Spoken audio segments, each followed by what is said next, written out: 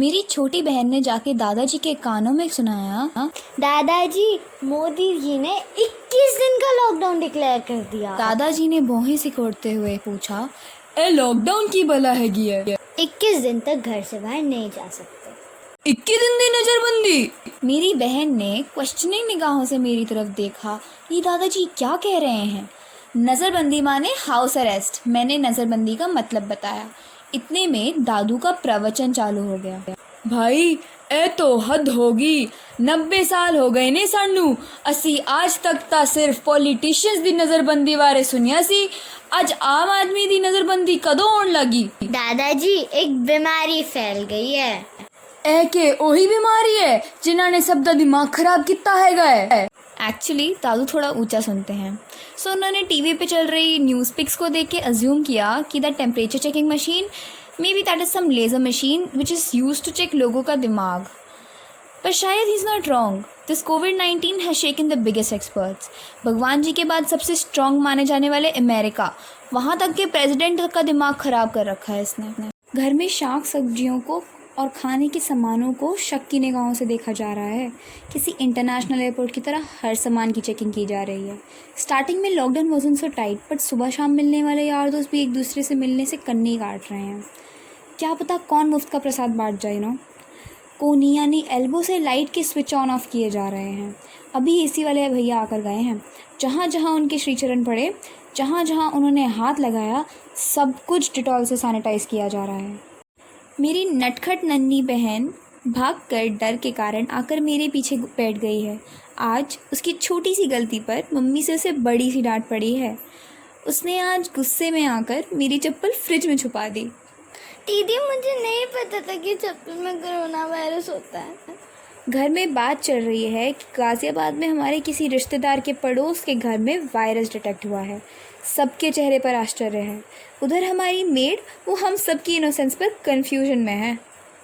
अरे दीदी, हमारे घर में घुस आए तो हम तो उसे झाड़ू की मूठ से ही मार दे, इतना मोटा वायरस है वो। आप सब काहे इतने परेशान हैं? उसने मेरी मम्मी से कहा। मेरी मम्मी ने कहा, अरे पगली, वायरस इतना बड़ा नहीं है कि तू उसे झाड़ू के हैंडल से मार दे।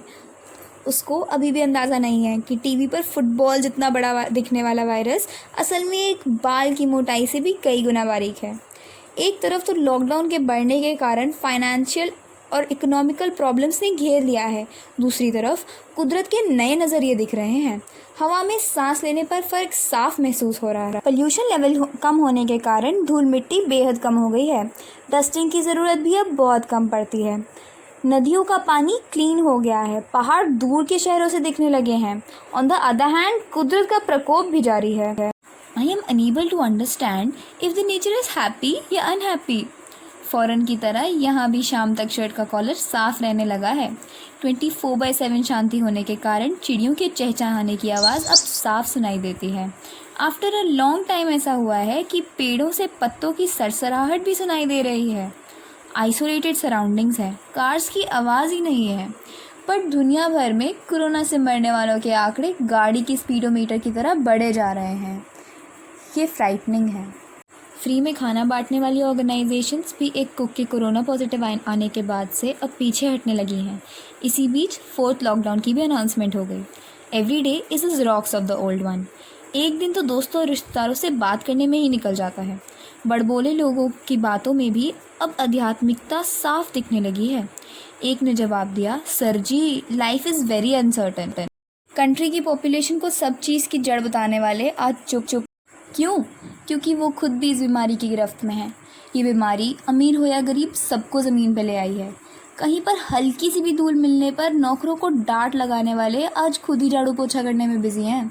इंस्टा फेसबुक पर न्यू पिक्स अपलोड करने वालों के वाइट बाल अब वीडियो कॉल्स में साफ साफ दिखने लगे हैं। सारे लड़कों की दाढ़ियाँ बढ़ने लगी हैं।